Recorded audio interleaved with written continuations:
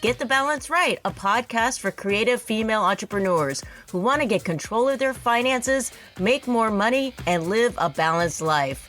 I'm your host, Heather Zeitzwolf, CPA and profitability coach. Join us each week to learn ways to run a more profitable business through inspiring discussions with financial professionals, business experts, and thought leaders.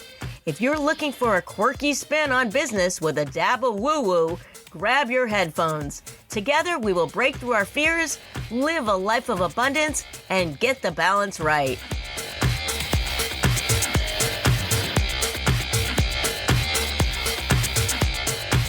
Hey everybody, welcome to Get the Balance Right podcast. I am your host, Heather Zeitzwolf. If I sound a little bit different, that's because I'm in a hotel room in Scottsdale, Arizona, where I'm attending the She Podcast Conference. I'm using this new contraption that my husband got me for my birthday. Thank you, Vaughn. It's called a Monocaster Lite, if I've got the pronunciation of this right. Anyways, it is a device that hooks up to my laptop to allow me to podcast on the go. I feel a little weird because I'm kind of crouched down over this microphone to make sure that you can hear me and that the people in the hotel room next to me, they don't hear me doing this.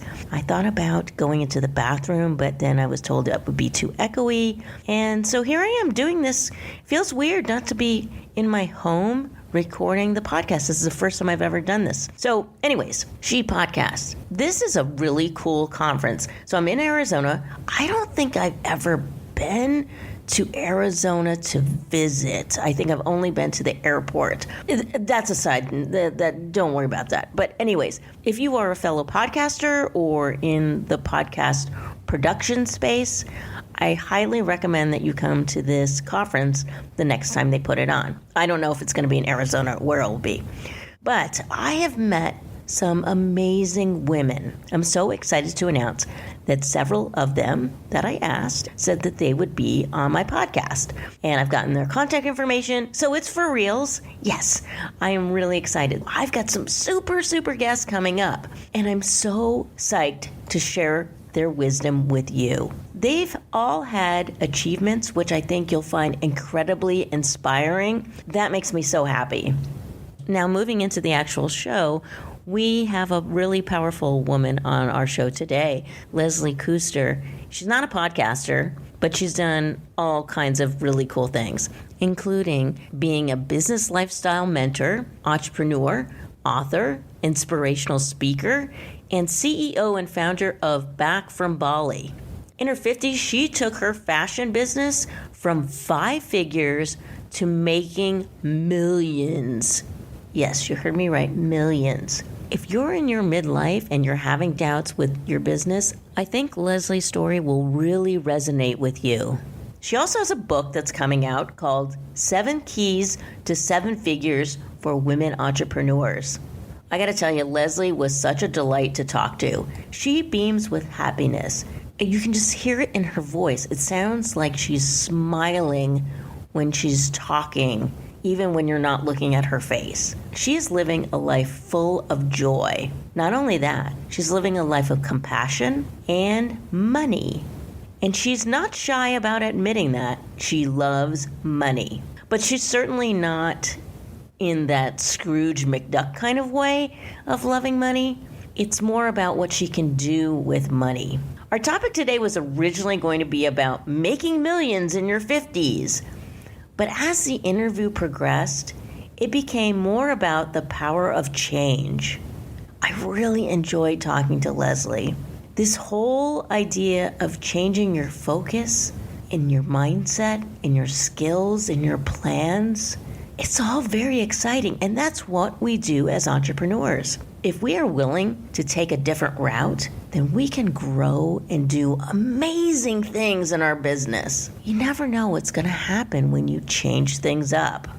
Before we go into the interview, I want to share my gratitude to those who have listened to the podcast. It has definitely been an adventure with twists and turns that I would never have expected. Certain things haven't gone as planned, and my ideas have definitely morphed over time. If you've listened to the podcast for a while, then you know that. But it's kind of like life. That's what makes living so exciting, because it can be unpredictable. Now, I must preface that I can be sort of a control freak. Yes, I like having things mapped out with goals set and strategies in place. I find immense comfort in this. For instance, when I travel, I research the places I want to eat well in advance. I use Google Maps to chart out a course from my hotel to the nearest Whole Foods or Trader Joe's or whatever options that may be in that area that carry organic and vegan options. I know exactly how long it will take me to go from the hotel to walk there and the preferred path that I'm going to take there and back. And you know what I do is I take a picture of that map on Google Maps and do a screenshot. Then I add it to my calendar on that exact date that I plan on going there. That way I can just click on the image and see the map. I totally plan this out. In addition, I know exactly where all the various vegan-friendly cafes and restaurants are, which neighborhoods they're in, and how long to get there from my hotel or wherever we're going. So say we're going to a museum, then I'll know, okay, the museum's in that area, what places are we can eat there, and then I always have a backup plan in case that place closes or it's out of business. You get the idea. When you're a vegan, this is imperative unless you want to find yourself hangry. You don't want to see a vegan hangry, roaming the streets, desperately looking for something besides the obligatory portobello mushroom burger and side salad with the toppings removed. One time, years ago, my husband and I were in Las Vegas and spent hours going up and down the strip trying to find something to eat. Yes, the land of all-you-can-eat buffets, and we couldn't find anything. Do you know that several Mexican restaurants in Las Vegas put chicken stock in their rice that they serve with their vegetarian options? Vegetarian options, you gotta check. And I also found out most of the tofu dishes at P.F. Chang's uses sugar from bone char to make the sauce. Love me some bone char. These are the kind of things that you're gonna find out when you ask, is this vegan?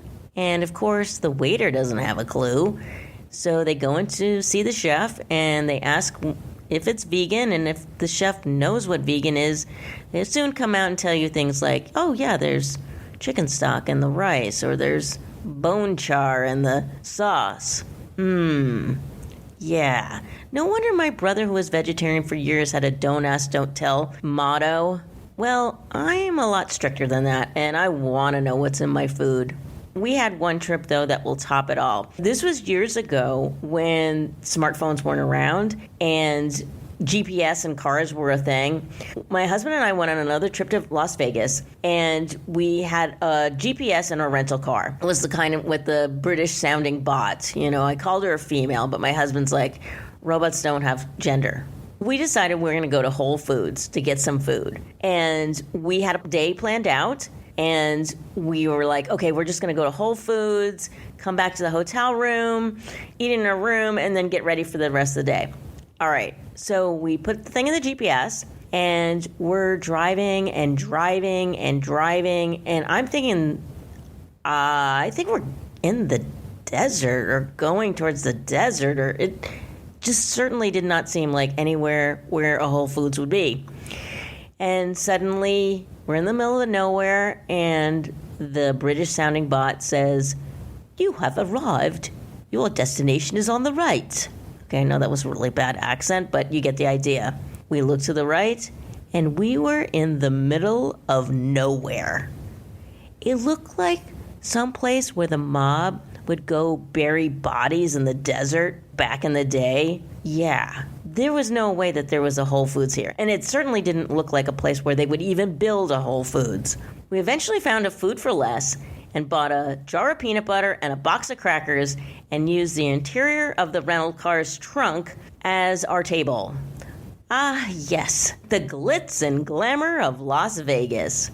The ironic thing is that Vegas and vegan are only one consonant different. After that peanut butter in the trunk incident, my food travel plans have become really diligent. I create backup plans for my backup plans. And you might be thinking, why don't you just look up a place on your phone when you get there? Yes, that is an option. But then there's the what ifs. My phone runs out of batteries, or the signal is crappy, or there is no signal. When it comes to food, I can't be that spontaneous. I've tried that, and unless you're in an extremely vegan-friendly town, that method can leave you desperately looking for somewhere to eat for hours.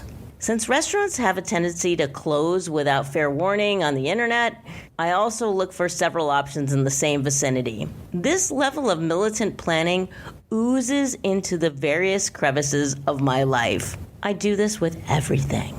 However, when I became an entrepreneur, I soon found out that I had to be flexible to survive. I want to be very clear. In business, you do have to plan. However, being nimble is crucial. In business, rigidity can lead to stagnation, lost opportunities, and obsolescence. After talking about this, thinking now back on the peanut butter incident, it really wasn't that bad. About a half an hour before we dined in the trunk, we were actually in the middle of the desert screaming in horror that our defective GPS led us on a wild goose chase away from civilization. We were losing it. At that point, we were beyond hangry. My husband and I just sat in the car looking over the vast desert at the site of the fictitious Whole Foods, and we had a total meltdown. See, we had planned to search out Area 51 that day, and now we were halfway there. We had two options. One was to abort the mission, go back to the hotel, and for the third time, eat the broccoli and tofu dish we triumphantly discovered was vegan. We were so excited when we found this dish. We were like, ooh, it's vegan. Yeah, it's not as exciting when you have it the third time. Okay, so that was option one. Option two, press on through the desert in hope that we find something, anything, that would fit within the constraints of our self-imposed constrictive diet. After all, no matter how starved I was not going to give up my ethics. So we drove on. We came across a McDonald's. No way. Subway. Ugh, too gross. Dairy Queen. A lactose-intolerant nightmare. Then, across the road, we spotted it. Food for less. We drove through that big, huge parking lot. We now were looking at the complete opposite of whole paycheck. It was like seeing the Emerald City in the Land of Oz, and we were on the yellow brick road. We entered the store and tore through the aisles in search of protein and carbs. Then we saw it on the shelf, like the Holy Grail. Adam's 100% natural peanut butter. No, it wasn't organic, but desperate times leaves for desperate measures. And we found some crackers. They were definitely GMO crackers. But we put all that aside because now we had a complete meal. The moral of the story is that we thought on our feet. We adapted to the situation, no matter how crappy it was, and found a new solution. That's exactly what we have to do in business, no matter how solid you think your plan is. Now, despite how janky our dining experience was, I gotta tell you, it goes down in the history books as one of the most memorable meals my husband and I have ever had together. Forget the fancy meal in a swanky hotel. If you have a meal next to a tire iron, you just can't erase that experience from your memory. The same goes with the snafus in your business. You can have a complete snafu, you're forced to make changes, and in the end, you actually come up with a better solution than you had ever even thought about. Now, going back to our guest, Leslie, her story of success in fashion is both inspiring and completely unpredictable. Through a series of wild events, Leslie went from schlepping through the streets of Bali with a suitcase full of garments to being a street vendor in New York to building a multi-million-dollar empire on Amazon. Leslie took her keen eye for fabrics, mixed it with tenacity, years of grind, and then a breakthrough. She modified her plan and became relentlessly focused. Through the power of positive thinking, a new reckoning with money, and a hell of a lot of sticky notes, she went from scraping by to making 7 figures each year. You are in for a treat. Here is my interview with the lovely Leslie Kuster. Leslie Kuster, welcome to Get the Balance Right podcast. Thank you so much. So happy to be here with you today. I'm so excited. And you are in Zurich. I am. I married a Swiss guy. I met him in New Mexico. I guess I was exported into Switzerland. I've been living in Zurich for quite a few years now, but we're about to make a big shift and come back to the US. I'm a swatch collector, so I love anything that's from Switzerland. I have a giant swatch collection. Well, we have a lot to talk about. You are a very interesting woman. You are a business lifestyle mentor, entrepreneur, author, inspirational speaker, and CEO and founder of Back from Bali. That's a lot of stuff. And you have a master's in clinical social work. So how do you go from that into the fashion industry? That's a great question. How can I even figure that out myself? I've always been a seeker. Let's just start with that. I've always been a seeker. My dad was very much a seeker, and he was going to Esalen, which is this kind of self-development place in California that still exists, I think, still. He kind of introduced me to spirituality and looking at one's life and reflecting on themselves. And I just have it in me as well. I was always interested in psychology and that whole direction. I pretty much was going to go into psychology, but I suppose one had to get a job, right? And I just started working in New York City and ended up doing public relations, which has nothing to do with psychology at that time. But I was trying to figure out. I was in my early 20s and just trying to figure the whole thing out. And I ended up deciding to go traveling. And I went traveling to Bali, which is one of the islands in Indonesia. And I just fell in love with the experience of traveling. And I fell in love with Indonesia and with the people in Bali and the fabrics I saw. And so when I got back to New York City, I needed to find a job and I didn't want to get a job. And I just had one of those light bulb moments of remembering the beautiful clothing I saw there. I jumped on a plane and I just started my business, basically importing clothing at that time.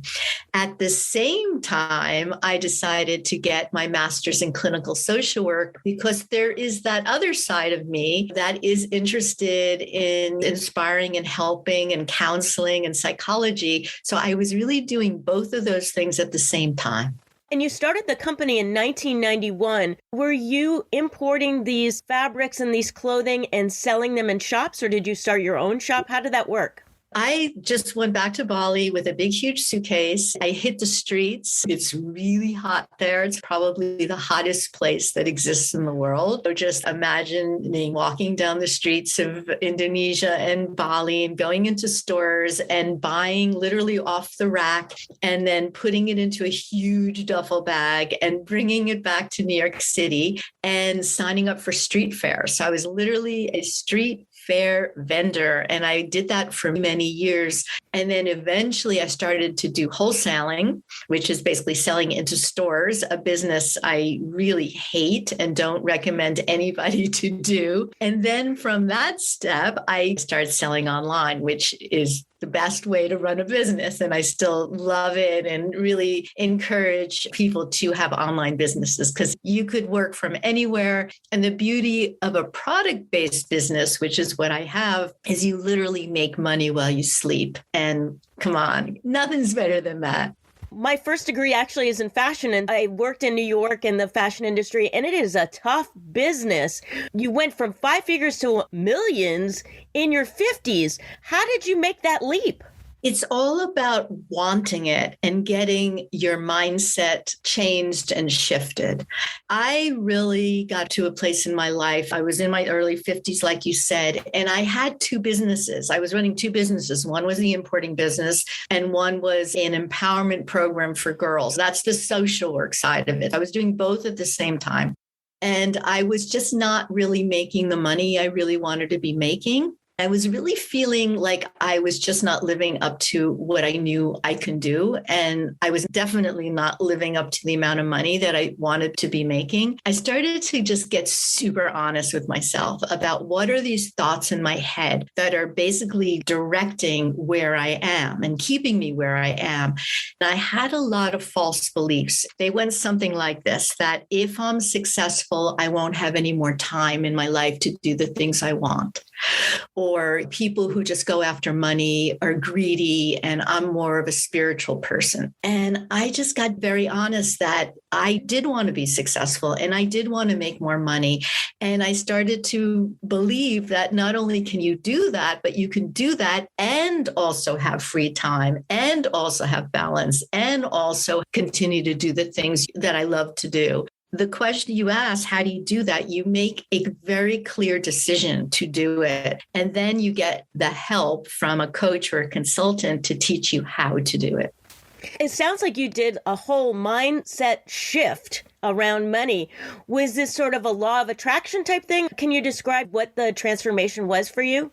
When I decided to make this decision, I decided to also inundate myself with positive thinking kind of law of attraction things. And I was actually in New York City at the time. It was Thanksgiving. I was listening to this recording that I had from this like money guru guy. And I put my headphones on, walking down the streets of New York on 14th Street. He said something that just stopped me in my tracks. If you want to have money, you actually have to want money. Now, maybe that doesn't come across so unbelievably amazing to everybody listening, but for me, it really was. It was like, wow, if I want to have it, I actually have to consciously want it. I started to do a lot of mindset things. One of my ninja tricks is thinking about what kind of sales I want to be doing for the day or for the month. I sell online, I sell on Amazon and my own website. So I'm looking at daily sales, weekly sales, monthly sales. I would and still do buy those pretty little Post-its in pink and purple and blue and orange. And I would write down the number that I wanted and I put it everywhere. So I would put it where I wash the dishes. So I'm looking at it on the hallway as I pass it, on my car console, on my laptop, which it's on right now, if you can see. I started to do things like that to just start believing that I can create those level of sales. I'm going to start doing that. That is just very cool. And I've got a lot of sticky notes, so I'm going to start putting them to work. Do it. Do it. They work. When you were going through this whole transformation, so you started this business in 91 and then you were selling online. What were some things that happened to you, some mistakes that you made along the way that you're like, oh, 50-something-year-old of you wish that the younger you had known about? I guess what it is, first of all, it's that you have to change your mindset. I know I've said this, but I can't say that more clearly. And you need to look at your money story. You need to look at what your beliefs are around money, how you were raised, what you were taught, all of those kind of things. So that is number one, the most important thing. And then you need to hire someone who knows what they're doing. My criteria is always to hire someone who is where you want to be and was where you are now. I was in e-commerce and selling physical products online. So I ended up hiring a consultant who specialized in the online space. And it was making that decision to hire someone who knew what they were doing, because I simply did not know what I was doing, that really moved it forward. You don't know what you don't know. You have no idea what you don't know. And that's why you really need someone who's showing you exactly how to go about and doing it. Because selling online and selling on Amazon, the truth is it doesn't really take huge amounts of intelligence. It just takes learning skills, and it takes taking a lot of action and making things happen and following a process to make it happen. And sticky notes. Lots of sticky notes. Absolutely. That's it. One of the things that we talk about on this show is taking shame away from money. I work with female entrepreneurs. There's a lot of shame around it, a lot of like, oh, I don't even want to look at my numbers. You're talking about looking at your numbers every single day, which I think is so important. We have to be in the trenches with our numbers to really move the needle. You also talk about this unapologetic love of money. Can you describe that a little bit? I love money, and I could just take money in my arms and kiss it all over, because why not? Why not? Why do we have these judgments and this shaming and all these things that you're talking about around money? Money is not good. Money is not bad. Money is basically a vehicle for us to live the most beautiful, greatest lives that we possibly can have. I have found in my own journey, which is why I'm talking about this, and in the journey of other women entrepreneurs that I work with now that I'm consulting, that it is our money stories and our negative money beliefs that are stopping us from making money. If you are not making a lot of money right now and you have a business, it's because of your money stories. This is the reason why it's not happening. In order for us to shift this, we have to embrace loving money and wanting money, and to relieve ourselves of, as you said, the shame and the embarrassment and the judgments about, God forbid, saying that's what we want.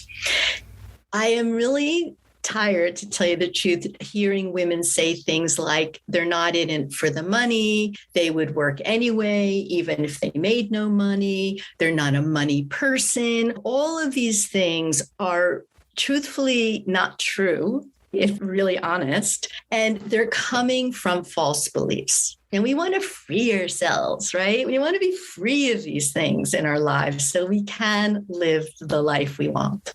And you're writing a book about this, 7 Key Ways. Your book is coming out, I think, next year. Can you give us kind of a sneak peek at what those 7 things are?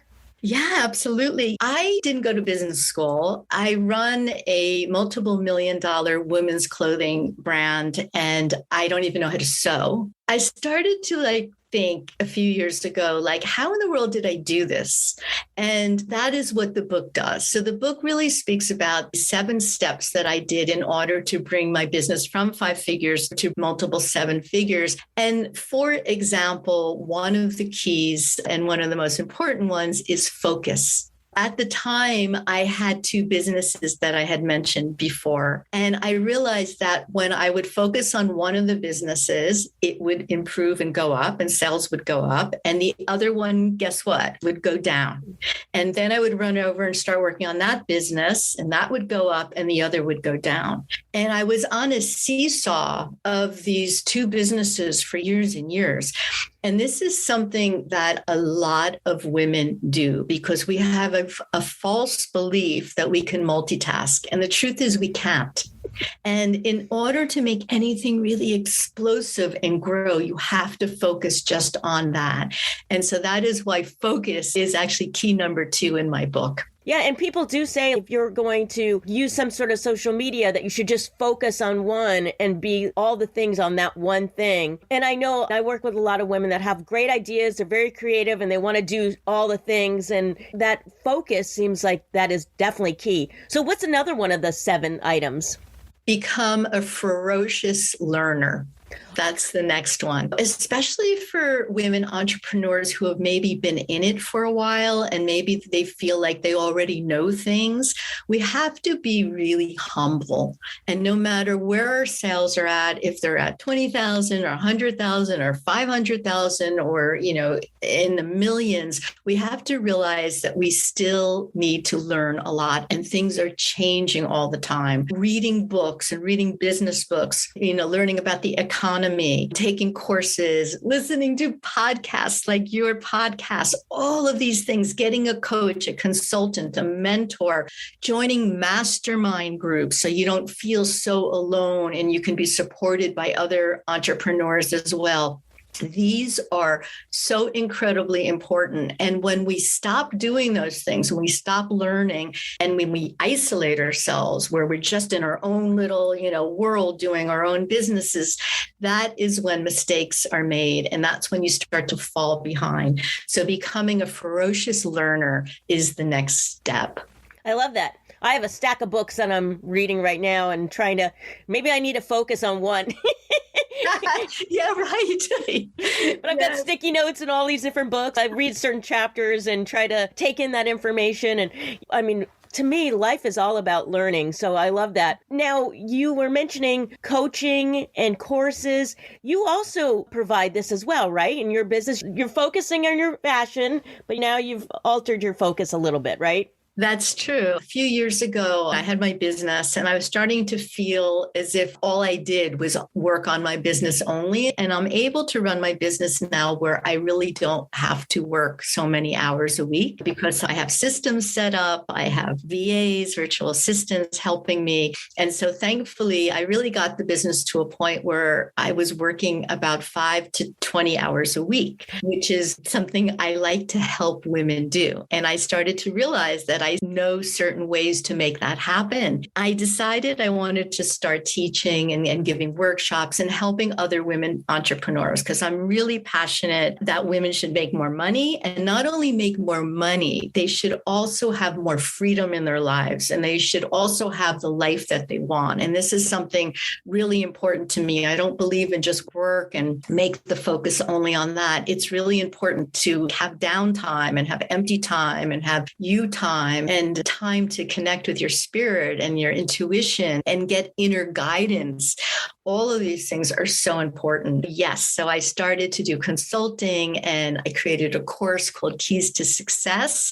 And you could find out all of these on my website, which is lesliekuster.com. Great. And what is this thing called empty time? I've read some stuff of yours that said empty time. What is that concept? I really believe that if you want to be successful in business, there are times when you have to stop doing business. I call that empty time. So that could be, for some people, it could be literally meditation.